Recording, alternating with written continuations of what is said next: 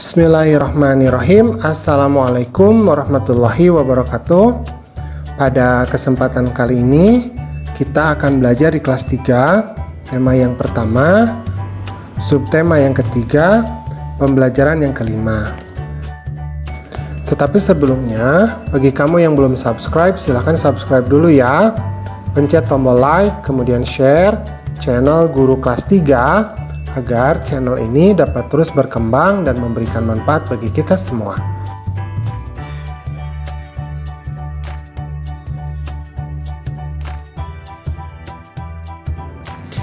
Nah, sekarang kita lanjutkan ya ke pembelajarannya. Nah, coba diperhatikan, ini adalah gambar daur hidup katak ya, atau proses metamorfosis katak. Nah, jadi tahap awal dari gambar daun hidup katak itu adalah dari telur. Nah, apa bedanya antara katak dengan kodok? Nah, pintar ya. Jadi kalau katak itu hidupnya dia di pepohonan. Tetapi kalau kodok dia hidupnya di rawa ya, atau di air yang tergenang. Itu bedanya. Kemudian kalau katak dia kulitnya halus. Nah, kalau kodok, ini kulitnya biasanya berbintil-bintil. Nah, dari proses telur, maka katak ini akan menjadi berudu. Berudu ini bernapas menggunakan insang. Jadi berbeda ya dengan katak dewasa. Jadi berudu itu bernapasnya dengan insang. Dia seperti ikan ya. Seperti ikan. Nah, setelah menjadi berudu, nanti akan muncul kaki-kaki dari katak ini. Nah, ini kita namakan sebagai katak muda. Pada katak muda, ekornya itu masih ada ya, seperti berudu, tetapi mulai muncul kaki. Nah, ini kita namakan sebagai katak muda. Nah, katak muda ini dia sudah mulai bernapas menggunakan paru-paru dan kulit. Jadi kalau katak ya, katak muda dan katak dewasa ini bernapasnya menggunakan paru-paru yang pertama, kemudian dia juga bisa bernapas dengan kulit. Tapi kalau berudu dia bernapasnya dengan insang. Nah, kemudian setelah dari katak muda maka dia akan menjadi katak dewasa.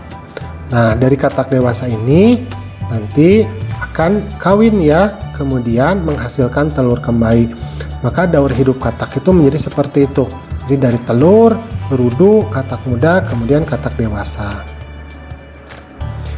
Nah, kemudian sekarang kita akan menjawab suatu pertanyaan. Tuliskan penjelasanmu pada tempat yang sudah disediakan. Manakah tahapan yang paling penting menurutmu? Nah, apa alasannya? Nah, menurut kamu dari 4 tahapan ini, mana tahapan yang paling penting? Apa alasannya? Nah, misalkan kakak memberi contoh. Kalau menurut kakak, tahapan terpenting dari hidup katak ini adalah pada masa telur katak. Kenapa? Karena telur katak tidak dilindungi cangkang keras. Hanya jeli yang mengikat telur. Jadi kalau menurut kakak, tahapan yang paling penting dalam hidup katak itu telur, karena telur katak itu tidak seperti telur unggas ya, yaitu telurnya itu tidak terlindungi oleh cangkang, sehingga sangat mudah untuk dimakan oleh pemangsa atau predator katak ya. Nah, untuk soal-soal selanjutnya nanti kamu kerjakan sendiri-sendiri ya. Oke, sekarang kita lanjutkan kembali. Nah, coba diperhatikan di gambar ini. Nah, ini Benny jahil ya, nakal ya. Jadi Benny itu menyodorkan kodok ke Dayu ya. Nah, Dayu sampai ketakutan. Nah, tuliskan saranmu agar temanmu dapat saling menghargai akan perbedaan keberanian. Jadi keberanian seseorang itu kan berbeda-beda. Ada Benny yang berani ya megang kodok.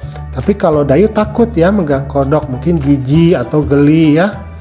Nah, menurut kamu, bagaimana saran kamu kalau ada teman yang berbeda keberaniannya dengan kita?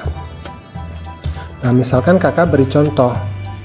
Setiap manusia memiliki tingkat keberanian yang berbeda karena latar belakang dan gaya hidup di masa lalu.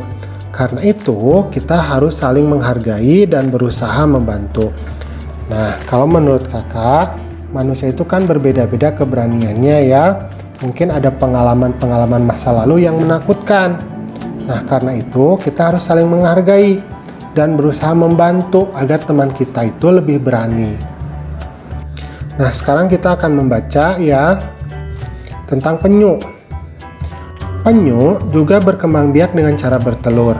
Penyu termasuk hewan yang dilindungi. Salah satu cara melindunginya adalah dengan membuat penangkaran penyu. Jadi penangkaran penyu itu maksudnya adalah tempat untuk memelihara tukik atau penyu-penyu kecil ya, agar dia mampu menetas dengan aman. Nah, nanti kita lepaskan ke laut. Jadi itu namanya penangkaran. Sebuah penangkaran penyu memiliki 7 bak penyimpanan anak penyu. Setiap bak berisi 130 ekor anak penyu. Berapa banyak anak penyu semuanya? Nah, bagaimana kamu menyelesaikan soal yang ada pada cerita tersebut? Nah, ini contoh penyu ya. Jadi penyu itu adalah kura-kura yang hidup di air. Jadi perbedaan antara kura-kura dan penyu itu bisa kita lihat di habitatnya. Kalau kura-kura dia hidup di darat, nah kalau penyu itu hidup di air. Dan bisa kita lihat juga dari bentuk kakinya. Kalau kura-kura kakinya itu seperti kaki gajah ya, jadi dia bulat. Tapi kalau penyu itu kakinya seperti sirip ikan. Nah, sekarang kita akan mencoba untuk menyelesaikan soal ini. Nah, kan setiap bak itu berisi 130 ekor anak penyu. Nah, kemudian ada 7 bak. Nah, berarti 130 dikali 7 sama dengan berapa? Nah, seperti itu ya. Jadi perkalian ini ya soalnya. Nah, maka kita lakukan dengan cara perkalian susun ke bawah. Maka kita tulis 130 di atas, kemudian 7 di bawah. Beri tanda strip, kemudian beri tanda kali. 7 dikali 0. Nah, 0 itu kan artinya kosong, tidak ada. Berarti 7 dikali tidak ada. Berarti kan 7-nya menjadi tidak ada karena dikali yang tidak ada kan? Maka hasilnya 0 kan? Maka kita tulis 0. 7 dikali 3, berarti kan hasilnya 21. 7 kali 3 kan 21. Nah, kita tinggal tulis 1-nya di bawah, 2-nya kita simpan dulu. Gitu, paham ya? Nah, kemudian 7 dikali 1 hasilnya 7. Nah, yang 7 ini kita tambahkan 2 yang tadi. Jadi 7 ditambah 2 berarti berapa? 9 ya. Berarti kita tulis 9. Maka hasilnya adalah 130 dikali 7 sama dengan 910. Mudah ya melakukan perkalian ya. Nah, alhamdulillah pembelajaran kita pada kesempatan kali ini sudah selesai. Terima kasih sudah menyimak. Assalamualaikum.